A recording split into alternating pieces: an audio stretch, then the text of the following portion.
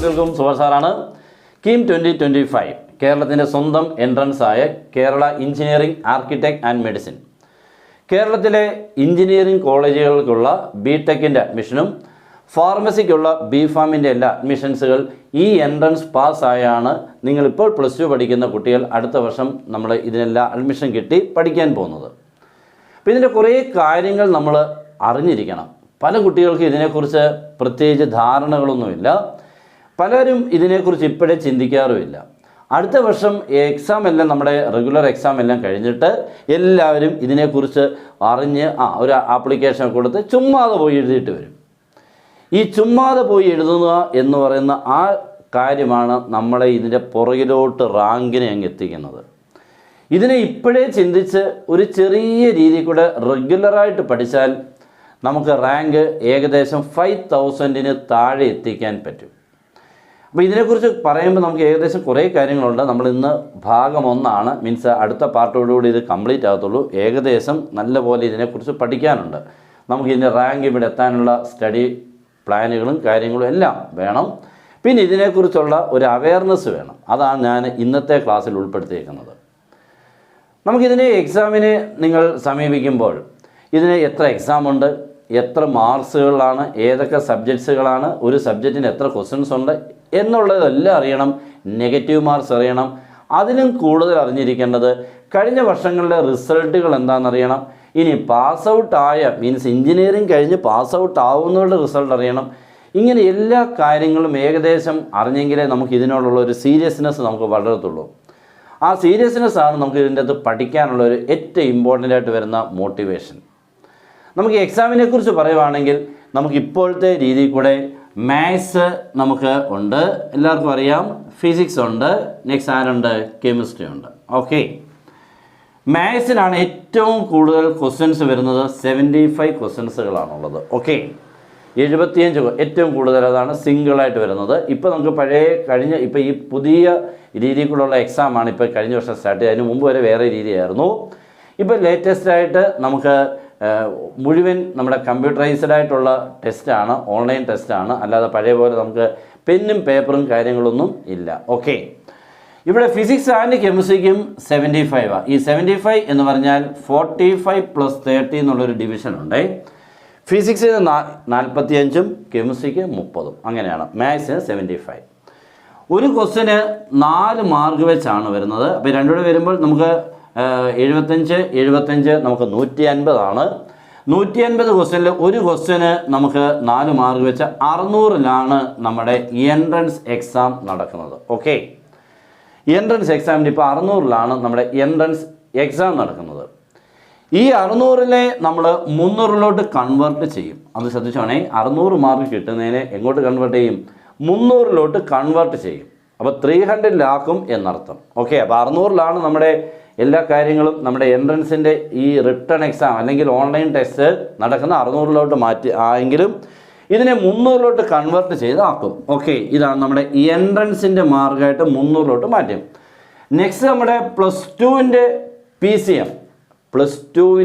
PCM എന്ന് പറഞ്ഞാൽ physics chemistry maths. ഇതിൻ്റെ മാർക്കിനെ നമുക്ക് 360 നിന്നും 300-ലോട്ട് മാറ്റി. അപ്പോൾ ഈ 360 എന്ന് പറഞ്ഞു കഴിഞ്ഞാൽ 80 മാർക്ക് നമ്മുടെ +2-ന് മാത്രമേ എടുക്കുള്ളൂ, +1-ൻ്റെ എടുക്കില്ല. അത് എല്ലാവരും അറിഞ്ഞിരിക്കണം. +1-ൻ്റെ എടുക്കത്തേ ഇല്ല, +2-ൻ്റെ മാത്രമാണ്. ഫിസിക്സിന് 120, കെമിസ്ട്രിക്ക് 120, മാത്സിൻ്റെ 120. ഈ 120 എന്ന് പറഞ്ഞാൽ 80 + 40 എന്നുള്ള കണക്കാണ് കേട്ടോ. 80 + 40 നമുക്ക് റിട്ടേൺ എക്സാമും ബാക്കി 40-ൻ്റെ കേട്ടോ. 40 മാർക്ക് എന്ന് പറയുമ്പോൾ നമ്മുടെ പ്രാക്ടിക്കൽ ഉൾപ്പെടെ വരുമ്പോൾ എത്രയാവും? 80 + 40 120 വരും. ഓക്കെ, അപ്പോൾ ഇത് 120 ആണ്. അപ്പം +1-ൻ്റെ എടുക്കില്ല. +1-ൻ്റെ 80 മാർക്ക് എടുക്കുകയില്ലെന്നർത്ഥം. മനസ്സിലായല്ലോ? +1-ൻ്റെ ഇപ്പോൾ നമുക്ക് 80-ലല്ലേ വരുന്നത്, അത് നമ്മൾ എടുക്കില്ല. +2-ൻ്റെ മാത്രമാണ് നമുക്ക് എടുക്കുന്നത്. 80ഉം നമ്മുടെ 40 മാർക്ക് പ്രാക്ടിക്കലോട് ചേർത്ത് +2-ൻ്റെ 120-ൽ അത് 360 ആവും. 3-ൻ്റെയും കൂടെ അതും നമുക്ക് എടുക്കും 360. ഇതിനെയും നമ്മൾ കൺവേർട്ട് ടു എത്രയാണ്? 300-ലോട്ട് മാറ്റും. ഓക്കെ, അതിനെയും 300-ലോട്ട് മാറ്റും. അപ്പം നമ്മുടെ +2-ൻ്റെ മാർക്ക് 3 സബ്ജക്റ്റിൻ്റെ എടുക്കും. ഇത് രണ്ടുകൂടെ ചേരുമ്പോൾ ടോട്ടൽ പിന്നെയും നമ്മുടെ 600-ലോട്ട് ഈ 2 പേരുടെ ചേർത്തുകൊണ്ടുള്ള മാർക്ക്. ഇതാണ് നമ്മുടെ റാങ്ക് ലിസ്റ്റിന് പരിഗണിക്കുന്നത്. ഓക്കെ, 600-ലോട്ട് മാറുന്നത്. അപ്പോൾ ടോട്ടൽ ഒന്നുകൂടെ ശ്രദ്ധിച്ച് കേട്ടോ. നമ്മുടെ ഓൺലൈൻ ടെസ്റ്റ് നമ്മുടെ എൻട്രൻസിൻ്റെ നടക്കുന്നത് 600-ലാണ്. ഓക്കെ, 600-ലാണെങ്കിലും അതിനെ കൺവേർട്ട് ടു ആരാക്കും 300. അപ്പോൾ എൻട്രൻസിൻ്റെ മാർക്ക് 600-ലാണെങ്കിലും അതിനെ കൺവേർട്ട് ചെയ്യും 300-ലോട്ട്. നെക്സ്റ്റ് +2ൻ്റെ മാർക്ക് 360-ലാണ് 3 സബ്ജക്റ്റിൻ്റെ 120 വെച്ച്. അതിലെത്രയാണ് കിട്ടുന്നത് അതിനെ കൺവേർട്ടഡ് എത്ര മണി 300 മാറ്റും. ഓക്കെ, അപ്പോൾ ഈ രണ്ടിനെയും 300 കൺവേർട്ട് ചെയ്യും. എൻട്രൻസ് മാർക്കും 300 കൺവേർട്ട് ആവും, +2 മാർക്കും 300 മാറും. അങ്ങനെ രണ്ടോട് ചേരുമ്പോൾ 300 + 300 ലാസ്റ്റിൽ 600-ലോട്ട് മാറ്റിയുള്ള ഈ മാർക്കാണ് നമ്മുടെ റാങ്ക് ലിസ്റ്റ് പരിഗണിക്കുന്നത്. ഇതാണ് നമ്മൾ തീരുമാനിക്കുന്നത്. ഇതിൽ ഏകദേശം 600-ലൊക്കെ എത്ര കിട്ടണമെന്നുള്ളത് നിങ്ങളാണ് തീരുമാനിക്കുന്നത്. എനിക്ക് ഇത്ര വേണം. അപ്പോൾ എനിക്ക് എത്ര കിട്ടിയാലാണ് പ്രയോജനം എന്നുള്ളതുണ്ട് അല്ലേ. ഇതിപ്പോൾ നമുക്ക് ഈ കോളേജുകളെന്നൊക്കെ പറഞ്ഞാൽ വളരെ ഇമ്പോർട്ടൻ്റ് ആണ്. ഏത് കോളേജ് പഠിക്കുന്നു, കാരണം ഇവിടുത്തെ കേരളത്തിൽ ഏകദേശം ഒരു 130ഓളം എഞ്ചിനീയറിംഗ് കോളേജസുകളുണ്ട്. ഇതിനുള്ളിൽ നമുക്കൊരു 12 കോളേജസാണ് ഗവൺമെൻറ്റും എയ്ഡഡുമായിട്ട് ചേർന്നിരിക്കുന്ന 12 കോളേജസാണ്. എല്ലാവരും അവിടെ കിട്ടാൻ വേണ്ടിയാണ്. എന്താണ് അവിടെ കിട്ടിയാൽ നല്ലതാണ്. എന്തോ നല്ലതെന്ന് ഉദ്ദേശിക്കുന്നത് പ്ലേസ്മെൻറ്റും കാര്യങ്ങളും പഴയ കാലത്തെ റിസൾട്ടുകൾ നോക്കുമ്പോൾ നല്ല രീതിയിൽ കൂടെ പാസ് ഔട്ട് ആവുന്നതും അതും വളരെ ഇമ്പോർട്ടൻ്റാണ്. അപ്പോൾ ഈ പാസ് ഔട്ട് ആവുക എന്ന് പറഞ്ഞാൽ എഞ്ചിനീയറിംഗ് ഏകദേശം കഴിഞ്ഞ ലാസ്റ്റ് ഇയറിലേത് ഏകദേശം 52% പാസ്സേ ഉള്ളൂ. 52% എന്ന് പറഞ്ഞാൽ 1000 പേര് എഴുതി കഴിഞ്ഞപ്പോൾ 520 പേര് പാസ്സായി. ഓക്കെ, 480 പേര് ഫെയിലായി. ഇതാണ് ഈ കഴിഞ്ഞ വർഷത്തെ റിസൾട്ടിൻ്റെ പ്രത്യേകത. അതാണ് 52%. അപ്പോൾ നോക്കിക്കേ, വലിയ വ്യത്യാസമൊന്നുമില്ല. കഴിഞ്ഞ വർഷം അതിലും കുറവും കൂടെ 50% ഉണ്ടായിരുന്നു. പകുതിക്ക് പകുതി തോൽവി.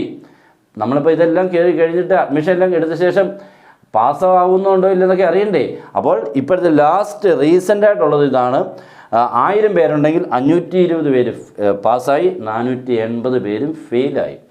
ഫെയിലാവരുടെയൊക്കെ അവസ്ഥയൊക്കെ നിങ്ങൾക്ക് പറയാൻ നിങ്ങൾക്ക് തിരിച്ചറിയത്തില്ല, മനസ്സിലാവത്തില്ല. വലിയ ബുദ്ധിമുട്ട് തന്നെയാണ് പിന്നെ അവർ പാസ്സായി വന്നാൽ പോലും. അതുകൊണ്ട് പോകുന്ന ഓരോ കുട്ടിയും വളരെ വളരെ ശ്രദ്ധിച്ച് വേണം ഇതിനെ കംപ്ലീറ്റ് ചെയ്യാൻ എഞ്ചിനീയറിംഗ്. അപ്പോൾ അതിനുവേണ്ടി ഇപ്പോഴേ നിങ്ങൾ ഒരു നല്ലൊരു കോളേജ് കിട്ടുക എന്നുള്ളത് വലിയ ഇമ്പോർട്ടൻ്റ് ആണ്. ഓക്കെ, നല്ല കോളേജ് എന്ന് പറഞ്ഞാൽ ഏറ്റവും പാസ്സാവുന്ന കോളേജുകളിൽ അഡ്മിഷൻ നേടാൻ നിങ്ങൾ ശ്രമിക്കണം. അവിടെ ഞാൻ ഈ പറഞ്ഞ പോലെ ഈ 12 കോളേജസുകൾ ഒത്തിരി കുട്ടികൾ കിട്ടാൻ വേണ്ടി ശ്രമിക്കുന്നുണ്ട്. അതിനകത്ത് പല കോളേജസ് ഉണ്ട്. CET ഉണ്ട്, TKM ഉണ്ട്, തൃശ്ശൂർ എഞ്ചിനീയറിംഗ്, ഇങ്ങനെ കുറേ കോളേജസുകളുണ്ട് കേട്ടോ. അപ്പോൾ അതിനെക്കുറിച്ചൊക്കെ നമുക്ക് പിന്നീട് പറയാം. നമ്മുടെ വീഡിയോസുകളൊക്കെ നിങ്ങളത് സെർച്ച് ചെയ്താൽ അതിനെക്കുറിച്ചുള്ള കൃത്യമായിട്ടുള്ള ഡേറ്റാസൊക്കെ നിങ്ങൾക്ക് കിട്ടും.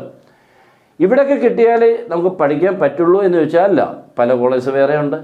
പ്രൈവറ്റ് ആയിട്ടുള്ള സെൽഫ് ഫിനാൻസിങ് കോളേജസ് ഉണ്ട്, ടോപ്പായിട്ടുള്ളതുണ്ട്. അപ്പോൾ ഈ ടോപ്പ് എന്ന് ഉദ്ദേശിക്കുന്നത് എന്തുവാ, റിസൾട്ട് കൂടുതലെന്നുള്ളതാണ് കേട്ടോ.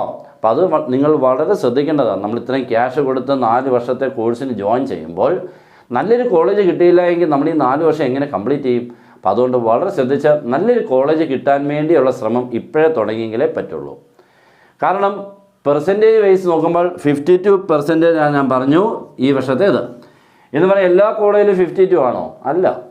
ചില കോളേജിൽ 88% വരെ ഉണ്ടായിരുന്നു. 88% പാസ്സാവുന്നുണ്ട്. 100 പേരിൽ 88 പേരും പാസ്സാവുന്ന കോളേജസും ഉണ്ട്. 100 പേരിൽ 15 താഴെ പാസ്സാവുന്ന കുട്ടികളുണ്ട്. 85 പേരും തോക്കുന്നതുമുണ്ട്. ഓക്കെ, ആവറേജ് വരുന്നപ്പോഴാണ് ഈ 52% വന്നപ്പോൾ നിങ്ങൾ ഈ നല്ല കോളേജ് എന്ന് പറഞ്ഞാൽ നല്ല പാസ് പെർസെൻറ്റേജ് ഉള്ള കോളേജ് കിട്ടിയെങ്കിൽ അവിടെ ആ കണ്ടിന്യൂഷൻ കിട്ടി നമുക്ക് പഠിച്ചിറങ്ങാൻ പറ്റും. ചിലപ്പോൾ അല്ലെങ്കിൽ നമുക്ക് ഇത്തിരി ബുദ്ധിമുട്ടൊക്കെ ഉണ്ടായേക്കാം. അതുകൊണ്ട് ഉറപ്പായിട്ട് നിങ്ങൾ നല്ല രീതിയിൽ കൂടെ വർക്ക് ചെയ്ത് വേണം നിങ്ങൾക്ക് ഒരു എഞ്ചിനീയറിങ്ങിൻ്റെ എൻട്രൻസിന് നല്ല മാർക്ക് കിട്ടണമെങ്കിൽ അത്രേ പറ്റുള്ളൂ. അല്ലാതെ ഒരു എളുപ്പ വഴിയൊന്നും ഇതിന് ഇല്ല എന്നുള്ള സത്യം ആദ്യം മനസ്സിലാക്കുക. നല്ല കഷ്ടപ്പെട്ട് വർക്ക് ചെയ്ത് എൻട്രൻസിന് നല്ല മാർക്ക് കിട്ടിയെങ്കിൽ മാത്രമേ നല്ല റാങ്ക് നിങ്ങൾക്ക് കിട്ടത്തുള്ളൂ. ഇനി ഇതിൻ്റെ ഫസ്റ്റ് നമുക്ക് വേണ്ടത് എങ്ങനെയാണ് പഠിത്തം ഒക്കെ എങ്ങനെയാണ് നിങ്ങൾ തുടങ്ങേണ്ടതെന്നുള്ളതിനെക്കുറിച്ചുള്ള ചെറിയ കാര്യങ്ങൾ ഞാനിപ്പോൾ പറഞ്ഞ് നിർത്തിക്കൊണ്ട് അടുത്ത ബാക്കി കാര്യങ്ങളെല്ലാം വരും. ഓക്കെ, ആദ്യമായിട്ട് കാണുന്ന ആളാണെങ്കിൽ ഒട്ടും മടിക്കേണ്ട. നമ്മുടെ ചാനൽ എല്ലാവരും ഫോളോ ചെയ്തോണം. മാക്സിമം നിങ്ങളുടെ ഫ്രണ്ട്സിലോട്ട് ഇത് ആവശ്യമുള്ളവരോട് ഷെയർ ചെയ്യണം. ഒത്തിരി കുട്ടികൾക്ക് ആവശ്യമാണ്, പക്ഷെ അവരറിയുന്നില്ല ഇത് ആവശ്യമായിരുന്നോ എന്നുള്ളത് അറിയുന്നില്ല. അവരിങ്ങനെ ഒരു വഴിക്ക് ഇങ്ങനെ പോയിക്കൊണ്ടിരിക്കുക, +2 ക്ലാസ് ഇങ്ങനെ പഠിച്ചുകൊണ്ടിരിക്കുക. പക്ഷേ അടുത്ത വർഷം ഏകദേശം 1,00,000 കുട്ടികളാണ് ഇത് എഴുതാറുള്ളത്. ഏകദേശം 1,00,000 കുട്ടികൾ എഴുതാറുണ്ടെങ്കിലും അതിൻ്റെ അകത്തുനിന്ന് നമുക്ക് ആപ്ലിക്കേഷൻ കൊടുക്കുന്ന 1,00,000 ആണെങ്കിൽ എഴുതാൻ വരുന്നത് ചിലപ്പോൾ 90,000 കാണത്തുള്ളൂ. ഇന്നത്തെ പാസ്സാവുന്നവർ മീൻസ് ക്വാളിഫൈ ചെയ്യുന്നവർ ഏകദേശം ഒരു 60,000-നടുത്തൊക്കെ ഉള്ളൂ, 60,000-നടുത്ത്. 50,000-നും 50,000-നും 60,000-നും ഇടയ്ക്കാണ് കുട്ടികളിത് ക്വാളിഫൈ ചെയ്യുന്നത് എൻട്രൻസ്.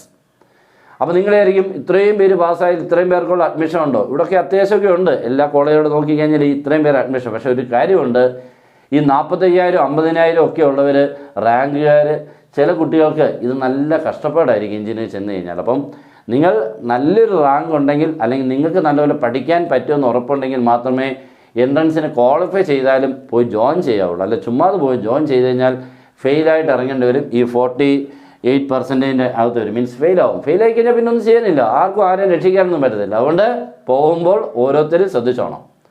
അപ്പോൾ ഇതൊക്കെയാണ്. അപ്പോൾ ഇതാണ് നമ്മുടെ കഴിഞ്ഞ വർഷങ്ങളുടെ ഡേറ്റയൊക്കെ വെച്ചുകൊണ്ട് ഏകദേശം 50,000-നും 60,000-നും ഇടയ്ക്കാണ് എൻട്രൻസ് ക്വാളിഫൈ ചെയ്യുന്ന കീമിൻ്റേത്. അവിടെ നിന്നും കുറേ പേരൊക്കെ ചിലപ്പം ഇത് വിഡ്രോ വേറെയൊക്കെ പോവും. ബാക്കിയുള്ളവരെല്ലാം ഇവിടെ തന്നെ കേരളത്തിലെല്ലാം പഠിച്ചിറങ്ങുകയും ചെയ്യും. ഓക്കെ, ഇനിയും ഞാൻ 1-2 ടിപ്സുകൾ നിങ്ങൾക്ക്, മീൻസ് ഇപ്പോൾ എന്താ ചെയ്യേണ്ടതെന്ന് നിങ്ങൾക്കൊന്ന് പറഞ്ഞുതരാം. നിങ്ങൾ ആദ്യം ന്യൂമറിക്കൽ എബിലിറ്റി ഏറ്റവും ടോപ്പാക്കണം. ന്യൂമറിക്കൽ എബിലിറ്റി എന്താ? ഈ ന്യൂമറിക്കൽ എബിലിറ്റി എന്ന് പറഞ്ഞാൽ വളരെ ഫാസ്റ്റായിട്ട് മാത്സിൻ്റെ സിംപ്ലിഫിക്കേഷൻസുകൾ അത് മനസ്സിൽ തന്നെ ചെയ്യാൻ പറ്റുന്ന മൾട്ടിപ്ലിക്കേഷന്, ഡിവിഷന്, അഡീഷന്, സബ്ട്രാക്ഷന്, ഡെസിമൽസുകളുടെ ഓപ്പറേഷൻസ്. ഇപ്പോൾ നോക്കിക്കേ, ഇപ്പോൾ ഒരാൾ 7/25 ഒരു ഫ്രാക്ഷനാണ്. 7/25 എത്ര ആടാ? ചുമ്മാ ജസ്റ്റ് ഇതാണേ. 7/25 വെച്ച് കഴിഞ്ഞാൽ നമുക്കറിയത്തില്ല എന്ന് പലരും പറയും, അറിയാവുന്നവർ കാണാം. പക്ഷേ നമുക്ക് കാൽക്കുലേറ്റർ ഒന്നും ഉപയോഗിക്കാൻ പറ്റില്ല. അപ്പോൾ 7/25 ആവശ്യം വന്നു കഴിഞ്ഞാൽ നമുക്ക് വളരെ ബുദ്ധിമുട്ട്. അപ്പോൾ നമ്മൾ എന്താ ചെയ്യുന്നത് അറിയാമോ? ന്യൂമറേറ്റർ എത്ര 7, ഡിനോമിനേറ്റർ എത്ര 25. അങ്ങനെ വന്നു കഴിഞ്ഞാൽ ആൻസർ നിങ്ങൾക്ക് എഴുതാനുള്ള മാർഗം ഈ 7നെ 4 കൊണ്ട് ഇൻറ്റു ചെയ്യണം. വട്ടി 7 × 4 എത്രയാണ്? 28. 2 ഡിജിറ്റ് മാറ്റി പോയിന്റ് ഇടുമ്പോൾ 0.28. അതേ ഉള്ളൂ നമ്മുടെ ആൻസർ. ഓക്കെ, അപ്പോൾ any number by 25 can be numerator into 4. Numerator into എത്ര എടുക്കണം? 4. കിട്ടുന്ന ആൻസറിൻ്റെ റൈറ്റിൽ നിന്ന് ലെഫ്റ്റിലോട്ട് 2 ഡിജിറ്റ് മാറ്റി പോയിന്റ് ഇട്ടാൽ മതി. ഓക്കെ, അങ്ങനെ വേണം അതിൻ്റെ ആൻസർ. അപ്പോൾ അങ്ങനെ ഞാനിപ്പോൾ ചുമ്മാ ഒരു എക്സാമ്പിൾ കാണിച്ചതേ ഉള്ളൂ. ഇഷ്ടംപോലെ ന്യൂമറിക്കൽ നിങ്ങൾക്ക് ആപ്റ്റിറ്റ്യൂഡ്സ് വരണം, എന്നെങ്കിൽ മാത്രമേ നമുക്ക് ഇതിനുള്ളിലുള്ള എൻട്രൻസിൻ്റെ പ്രോബ്ലംസുകളുള്ള ഫാസ്റ്റായിട്ട് ചെയ്യാൻ പറ്റൂ. ഏകദേശം 1 മിനിറ്റൊക്കെ ഉള്ളൂ നമുക്കിത് ചെയ്യാനുള്ള സമയം. അപ്പോൾ ഈ 1 മിനിറ്റ് കൊണ്ട് നമുക്ക് ചെയ്തെടുക്കണമെന്നുണ്ടെങ്കിൽ മാത്സിൻ്റെ സിംപ്ലിഫിക്കേഷൻ മനസ്സിൽ കൂടെ വളരെ ഫാസ്റ്റായിട്ട് പോകണം. ഇല്ലെങ്കിൽ നിങ്ങളിതെല്ലാം എഴുതി പോയി കഴിഞ്ഞാൽ ഈ സമയത്തിനുള്ളിലൊന്നും ഇത് കംപ്ലീറ്റ് ചെയ്യാൻ പറ്റത്തുമില്ല. ഓക്കെ, അപ്പോൾ അതുകൊണ്ട് ഏറ്റവും ഒന്നാമത്തെ നിങ്ങളുടെ സ്റ്റെപ്പ് എന്ന് പറഞ്ഞാൽ ന്യൂമറിക്കൽ സിംപ്ലിഫിക്കേഷൻസുകൾ വളരെ ഫാസ്റ്റായിട്ട് നിങ്ങളുടെ സ്കില്ല് അതിനകത്ത് വർദ്ധിപ്പിക്കുക എന്നുള്ളതാണ് ഒന്നാമത്തെ പണി. ഓക്കെ, 2, 3 ഒക്കെ വരുന്നുണ്ട്. ഇതെല്ലാം നമ്മുടെ അടുത്ത ഭാഗത്തിൽ നിങ്ങൾക്ക് കൃത്യമായിട്ട് കിട്ടും. അപ്പോൾ നിങ്ങൾക്ക് ഏകദേശം കാര്യങ്ങളൊക്കെ ഏകദേശം നിങ്ങൾക്ക് മനസ്സിലായെന്ന് തോന്നുന്നു. ഇങ്ങനെയാണ് കീം എൻട്രൻസിൻ്റെ ഏകദേശം എക്സാമിൻ്റെ പാറ്റേൺ. ഓക്കെ, ഇപ്പം മുഴുവൻ കമ്പ്യൂട്ടർ ഓൺലൈൻ ടെസ്റ്റാണ്. പഴയ പോലെ നമുക്ക് OMR ഷീറ്റ് എടുത്ത് മാർക്ക് ചെയ്യുന്ന പണി ഇപ്പോൾ ഇല്ല. ഓക്കെ, എല്ലാം കമ്പ്യൂട്ടറിൽ കൂടെ മാർക്ക് ചെയ്ത് നമ്മളെല്ലാം പോകും. അപ്പം ഏകദേശം ഒരു 10 ദിവസം കൊണ്ടാണ് ഇപ്പോൾ എക്സാം കംപ്ലീറ്റ് ആവുന്നത്. ഓരോ സെഷനിലും ഏകദേശം ഒരു 18,000 പേര് 20,000 പേരെ ഉൾക്കൊള്ളിച്ചുകൊണ്ടാണ് ഇപ്പോൾ എക്സാം നടത്തുന്നത്. 6-7 ദിവസങ്ങൾ അല്ലെങ്കിൽ 8 സെഷനായിട്ടായിരിക്കും ഇത് കംപ്ലീറ്റ് ആക്കുന്നത്. ഓരോ സെഷനിലെയും ക്വസ്റ്റ്യൻ പേപ്പർ ഡിഫറൻ്റ് ആണ്. അതാണ് മറ്റൊരു പ്രത്യേകത. അപ്പോൾ ഇന്ന് നമ്മളൊരു ക്വസ്റ്റ്യൻ പേപ്പർ എക്സാം നമ്മൾ കഴിഞ്ഞ് കഴിഞ്ഞാൽ അടുത്ത ദിവസത്തെ മാത്സിൻ്റെ എക്സാം പേപ്പർ ഇന്നത്തെ ഇത് ഡിഫറൻ്റാണ്. മൂന്നാമത് വരുന്ന വേറെ ഡിഫറെൻ്റ്. അപ്പോൾ ഇങ്ങനെ എല്ലാ ദിവസങ്ങളിലും ഡിഫറൻ്റ് ആയിട്ടുള്ള ക്വസ്റ്റ്യൻ പേപ്പറുകളാണ് വരുന്നത്. അത് മറ്റൊരു നേരത്തെ അങ്ങനെ അല്ലായിരുന്നു. എല്ലാവർക്കും ഒരൊറ്റ ദിവസം വരുന്ന എക്സാം, അതുകൊണ്ട് ഒറ്റ ക്വസ്റ്റ്യൻ പേപ്പർ ആയിരുന്നെങ്കിൽ കഴിഞ്ഞ വർഷം തൊട്ട് അതിന് മാറ്റം വന്നു. ഓക്കെ, അപ്പോൾ ഇതൊക്കെ മനസ്സിലായോ ഇല്ലയോ എന്നൊക്കെ ഉള്ളത് നിങ്ങളാണ് തീരുമാനിക്കുന്നത്. ഞാൻ ഈ പറഞ്ഞു തന്നൊക്കെ ഏകദേശമൊക്കെ ക്ലിയറായി, ഇന്നതൊക്കെ എനിക്ക് മനസ്സിലായി എന്നുണ്ടെങ്കിൽ ഒരു ലൈക്ക് തരാൻ ഒട്ടും മടിക്കേണ്ട. മാക്സിമം നിങ്ങളുടെ ഫ്രണ്ട്സിലോട്ട് എല്ലാവരും ഒന്ന് ഷെയർ ചെയ്യുക. ഇതൊക്കെയാണ് നമ്മൾ പഠിക്കേണ്ടതിന് വേണ്ടി ശ്രമിക്കേണ്ടത്. അപ്പോൾ ഒന്നാമത്തെ കാര്യം ഞാൻ പറഞ്ഞു കഴിഞ്ഞു, ന്യൂമറിക്കൽ എബിലിറ്റി, നിങ്ങളുടെ സ്കില്ല് വർദ്ധിപ്പിക്കുക. ഓക്കെ, അപ്പോൾ എല്ലാവരും നല്ലപോലെ ഇതിനെക്കുറിച്ചൊക്കെ ഒന്ന് ചിന്തിക്കുക. ഇങ്ങനെ ചിന്തിക്കുമ്പോൾ പല നമുക്ക് വേണ്ടാത്ത കാര്യങ്ങളോടൊക്കെ പോകുന്നു കുറയുകയും ചെയ്യും, വേണ്ടതിലോട്ട് എളുപ്പം എത്തുകയും ചെയ്യും. Good bye.